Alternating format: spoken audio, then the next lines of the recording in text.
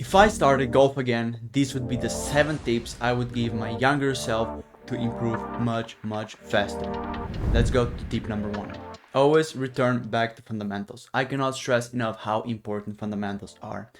If you look all of the professional tour players, all of the best players in the world, they always go back to basics. They always go back to fundamentals. How's my posture? How's my alignment? How's my grip? Oh, my grip's a little bit off. That's why my ball goes a little bit to the right, a little bit to the left.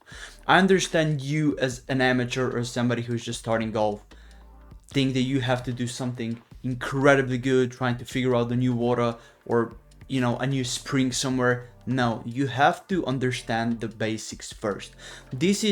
Your swing is literally based on fundamentals. If your fundamentals are going to be off in your swing, then what's going to happen to your swing? If you got good fundamentals, let's do an example. You're a player who has good fundamentals. You think your swing is going to be bad? Is not going to work? Probably not, because your fundamentals are going to be at a very good place. If your fundamentals are off, which means your grip is off, your posture is off, your ball position is off, your weight transfer is off, then what's going to happen to your swing? Well, most likely you will compensate your swing to go to a certain position to swing accordingly to your basics, to your fundamentals. If you get a coach that understands fundamentals and basics as much as the good coaches do, then this is a very good sign to go back to your coach and work on fundamentals. Try to go 2 steps back and work on fundamentals. Why I say this? I was playing golf for 18 years, 16, 17 years, a few years ago. I thought, I was a good amateur. I was plus 3.3 handicap, and I thought my fundamentals are good. Once I read the book Tiger Woods, you're gonna see it behind, I realized that my fundamentals were absolutely off, and that's why my swing was not as good as it could be because of my fundamentals. Not because I was swinging 3 degrees up or I was swinging 3 degrees inside to outside or certain this kind of modern area stats. No, my fundamentals were off, and because my fundamentals were off, my swing was off as well. Once I started working on fundamentals, and this took a lot of time, let me tell you, grip is a fundamental thing. Once I changed the grip, I literally needed 1 year to understand how and to get that muscle memory in my grip. And for most of amateurs understand, fundamentals are easy, I'm gonna change a posture and everything is gonna work out. No, you will need to work on certain fundamentals for maybe days, weeks or months until you get them done. But really go back to fundamentals and you're gonna start improving much faster, as if you go into certain modern style of coaching. So focus on fundamentals. Tip number 2, don't waste your youth. This is really important. I can say this from my experience. I have been always a solid golfer. When I was young, I was, traveling, playing all sorts of tournaments. I was not bad at any means, and I was not very good, right? I was somewhere in the middle. But once I finished my amateur golf career, I had plus 3.3 handicap. I know handicap does not really matter, but it gives you a certain position where you were as an amateur. When I was young, I didn't realize how good players on a professional, on a tour level actually are.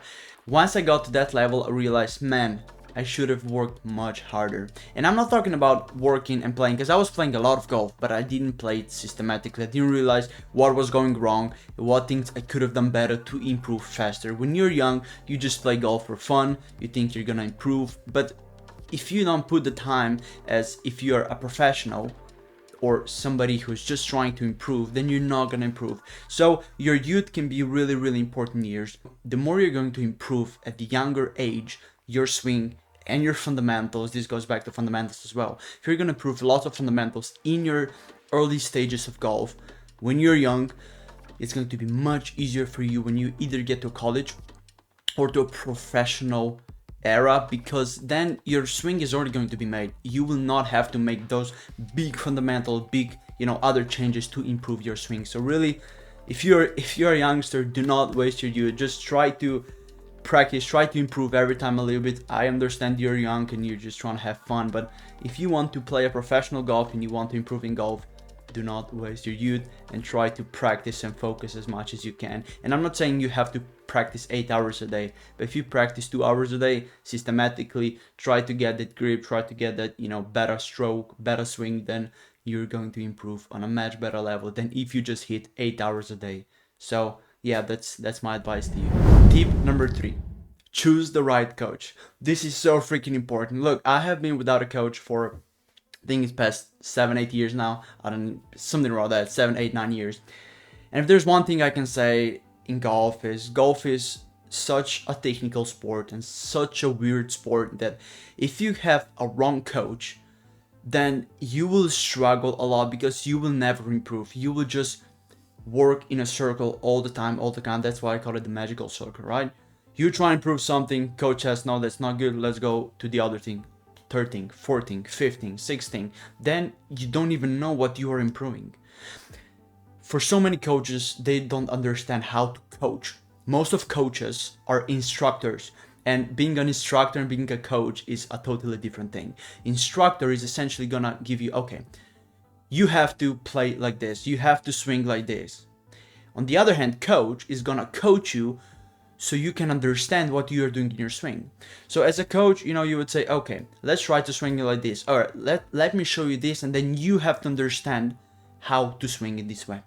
So you learn throughout the process, and that's why having a coach will mean more than having an instructor. If you get both at the same time, that's really good. But really, really important is grab a coach who understands you, and you understand a coach. A lot of time what happens is coaches put their technique and their theory onto the player, while the coach should at the same time be open-minded to coach a player to his swing. Everybody's going to have different swings. If you got a coach who understands fundamentals, who you work, let's say, on one thing for days or /weeks, and then go on to the other thing, then you might see improvement. But a lot of times they just experiment with 7,000 different things. You go to a coach and he says, okay, we have to work on grip today. Next time, oh, that's good, we have to work on your head posture. The next time, oh, we have to work on how you go in the backswing. You're not going to be able to improve. You have to work, especially in golf, if you want to improve something, you have to work on a certain thing for a period of time. Days, weeks, maybe months. Look, I have been playing golf for 20 years, 18 years, 2 years ago.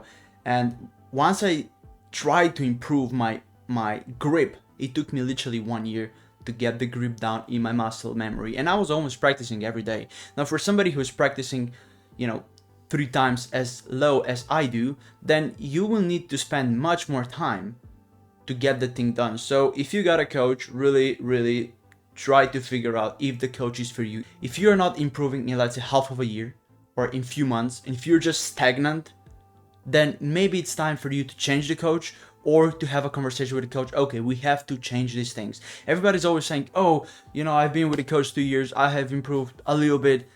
When you're with a real coach and when you understand your swing, you can improve so fast.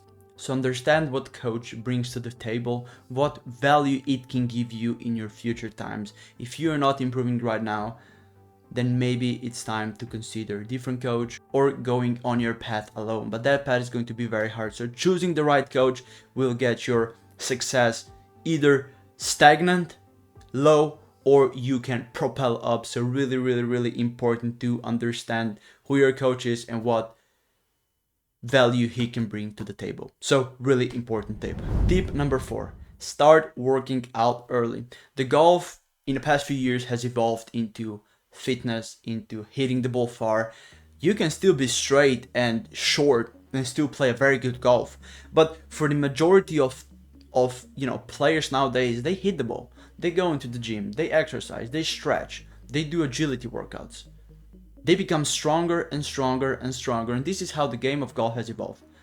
You cannot play golf now with 7-iron on the tee, shaking. No, you have to take a driver and bomb it 320 yards. This is how the golf has evolved today. This wasn't like 30 years ago, but now everything has evolved, so you have to evolve with the game.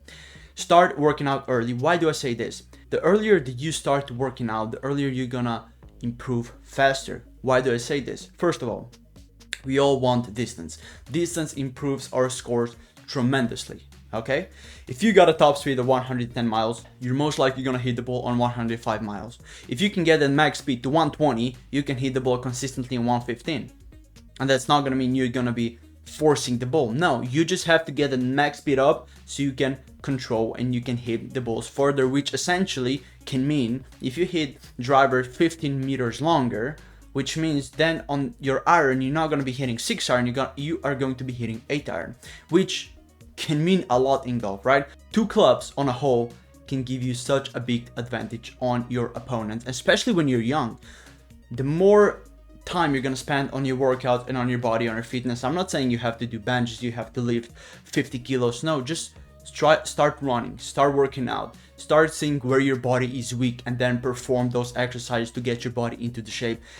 First of all, it's gonna boost your confidence, and in golf, the confidence is key. The more confidence you're gonna have, the easier it's going to be for you to break a good score and win tournaments. Second of all, you're gonna shield your muscles and your bones, so you're not gonna have any fractures, or you're not gonna torn some muscles, just certain defects which can happen in golf, especially with our spine, because we are moving very unnaturally for our spine. So getting your back and your core into a very stable position will give your spine a much better rotation, and you're gonna feel more connected so you don't injure yourself. You're gonna hit the ball further. No need to explain further on this. Fourth thing, you will learn the discipline. Once you start working out and you have that progress, first day, let's say day 1, we have biceps, back. Second day, we have triceps, chest. On third day, we have, let's say, shoulders and mobility. On fourth day, we have legs. On fifth day, we can have agility or running. And once you understand this, and then you have 2 days off, you start to develop discipline, which in golf can be very, very, very useful. There's a lot of times, if you're someone who's actually practicing golf and you want to achieve something, a lot of times we do not want to practice, we do not want to go on the golf course. Having that discipline can eventually in the future give you that edge on your players, on other players that do not want to practice. You say, okay, I need to go, I need to work out, I need to work on my body, I need to work on golf. So you get and you learn the discipline that will help you in your life and in your golf career as well. Tip number 5, build a rock solid pre-shot routine. You probably never heard of this. When you're young or when you have a coach, they always say, oh, you have to go behind the ball, but nobody really teaches you why you go behind the ball. It's not just to look good. Oh, you know, that youngster just went behind the ball, he must be a good player. No, when you get behind the ball, you have to know what you are working with, what you are seeing, what you are focusing on. Behind the ball, you know, that's why you see every tour player go behind the ball. They maybe do some deep breaths, check where they play, course management, and then they can play, you know, to play the shot that they want. But having a strong pre-shot routine, when I was young, every coach has said, oh, you have to go behind the ball and then you just have to check the target. No, you have, if you're a coach or if you're a player who's been teaching themselves, or if you're a coach who's been teaching players, please, please, please get your player to understand the pre-shot routine. Pre-shot routine is literally the most important thing if you want to be consistent. Why do I say this? Let me explain. In golf, we want consistency. On every shot, we want to do the same swing, the same shot, the same course management. How do we achieve that? We achieve this by pre-shot routine, okay? If you got 10 balls and on every ball you got different tempo, you got different pre-shot routine. Sometimes you hit the ball 2 times. Sometimes you hit the practice shot 2 times. Sometimes you go back, you visualize. Sometimes you don't visualize. What's gonna happen to your shots? You're not gonna be as consistent as if you have the same pre-shot routine. 1 practice shot behind, 5 seconds. We visualize. We check the course management, where I have to play. We choose the target. And then you already have everything set up. You don't have to think about 10 different things when you're on the ball. When you're on the ball, on top of the ball, your plan has already been, okay, I know what I have to do. I just have to swing. And this is where pre-shot routine can get your consistency and your shot higher. If you're somebody who doesn't even have pre-shot routine, you should definitely get yourself a pre-shot routine. Learn yourself a pre-shot routine and try to see. And you know what? You know what you can do? Next time, go, let's say on the driving range or play 9 holes. Play without a pre-shot routine, just hit balls, and then the next time, go behind the ball, have 1 practice shot or 2 practice shots or 3, you know, depends what kind of player you are. Visualize the shots, check where you have to play, and then see on which you will have better results on your shots and better score. It's going to be the one that you do your pre-shot routine consistently and on every single shot. You miss one pre-shot routine, that ball can either go into out of bounds or water and you lose the tournament. So get yourself your pre-shot routine based on your needs and on your swing, and you will play a much consistent golf. Tip number 6, you're not as good as you think. And this might sound a little bit depressing, a little bit sad, or a little bit, downturning, but when you're an amateur, a lot of times what happens, you think you're so much better than you actually are. And I'm coming this from a professional perspective. When I was an amateur, I'm a perfect example of this. I always thought I was much better than I actually was. I'm from Slovenia, and we have those slam tournaments who's 30 people, and then you get top 3 every time. You're like, man, I can play golf. You play +2, 0, sometimes you play under. You think you're really good. Then you go to a next level, you realize, oh, I'm actually shit. This is why it's always great to be humble, to understand where your golf actually stands.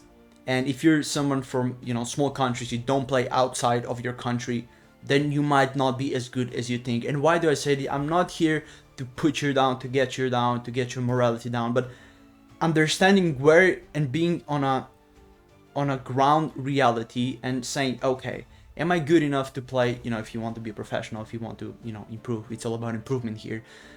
If you want to play at a tour level, can I shot 2 unders, 1 under every time I play? Am I good enough to go on to professional and make a cut? Am I good enough to be consistent 3-4 rounds in a row? And a lot of times what happens is when you put yourself into reality, you say, okay, maybe I actually have to improve my swing. Maybe I actually have to work on my swing. I actually have to work on my game.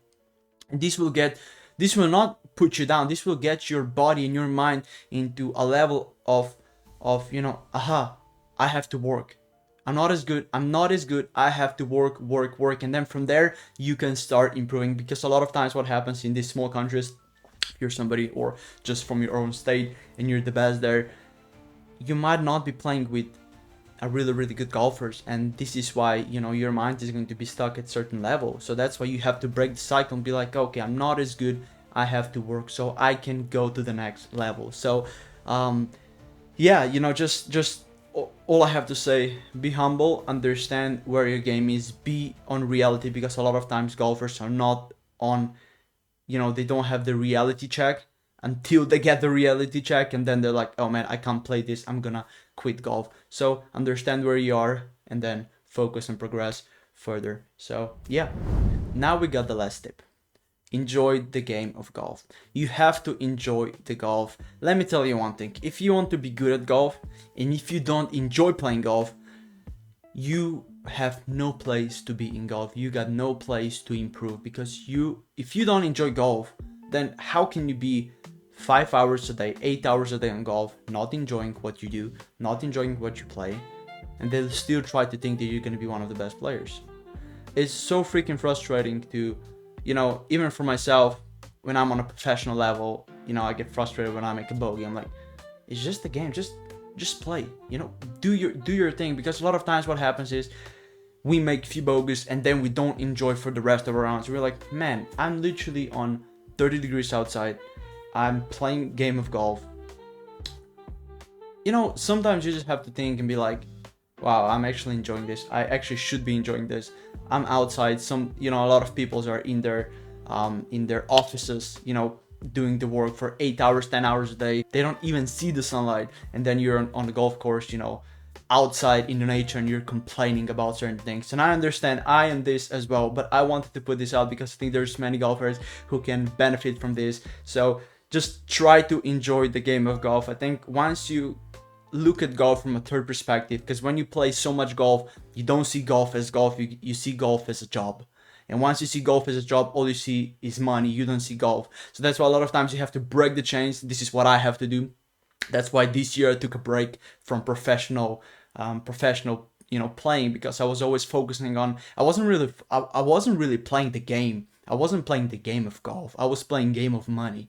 And when you play game of money, you get lost. You have to play game of golf, then the money eventually will come. So you have to really enjoy the game of golf, and I cannot stress enough how important this really is. So if you can enjoy practicing, I understand you cannot enjoy every time, but if you can enjoy maybe 15% more when you practice, when you play on a tournament, I think you're gonna be a much successful golfer at the end. And on top of that, if you don't enjoy the game, you're most likely gonna burn out, because you're gonna spend all that negative energy into pursuing something that is not beneficial for your mind, for your body, and for your game. So yeah, enjoy the game of golf. These are the 7 tips that through my experience I can share with you guys, and hopefully there's some of you guys who will actually listen to this and maybe incorporate some of the tips in your golf game or in your life. And look, I'm just here to help you guys develop and improve in golf. I have gone through trial and error, so I understand what works and what doesn't, but this is just my experience. These are just my 7 best tips. Hopefully you enjoyed it. If you did, hit that like and subscribe, and we're gonna see you in the next one. So thank you very much. Bye bye.